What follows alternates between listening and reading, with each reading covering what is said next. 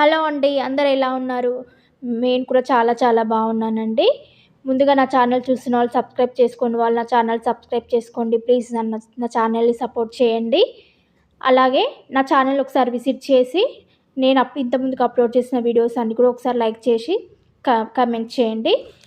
అయితే మా పిల్లల స్నాక్స్ కోసం నేను హెల్తీ స్నాక్స్ ప్రిపేర్ చేశానండి ఈరోజు. దానికోసము కొన్ని స్వీట్ కార్న్, క్యారెట్ ముక్కలు, పెసల మొలకలు కూడా కింద ఒక గిన్నెలో వాటర్ పెట్టి పైన జల్లి గిన్నె పెట్టి దాంట్లో వేసి స్టీమ్ చేసి ఒక 10 నిమిషాలు స్టీమ్ చేసి పక్కన పెట్టేసి చల్లారబెట్టాను. ఇప్పుడు రైస్ బాక్స్లోకి పెడుతున్నాను. ప్లేట్లో పెట్టి ఏం చల్లారబెట్టానండి. ఆల్రెడీ బాక్సులు కొంచెం వెడల్పుగానే ఉంటాయి కాబట్టి రైస్ ఇందులో పెట్టి ఇట్లా విడదీసినట్టుగా పెట్టేసి ఒక 2 నిమిషాలు పెడితే చల్లారిపోతుంది. ఎక్కువసేపు పెడితే కూడా ఆరిపోయినట్టు అయిపోతుంది రైస్. పిల్లలు తినలేరు కదా. తర్వాత కర్రీ కోసము నేను టమాటా చారు ప్రిపేర్ చేశానండి.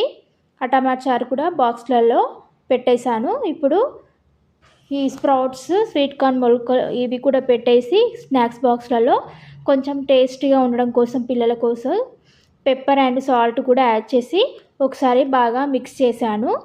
ఇలా బాగా మిక్స్ చేసి మూత పెట్టేశాను. ఇవి హెల్తీగా ఉంటాయి, పిల్లలకు టేస్టీగా ఉంటాయండి స్నాక్స్.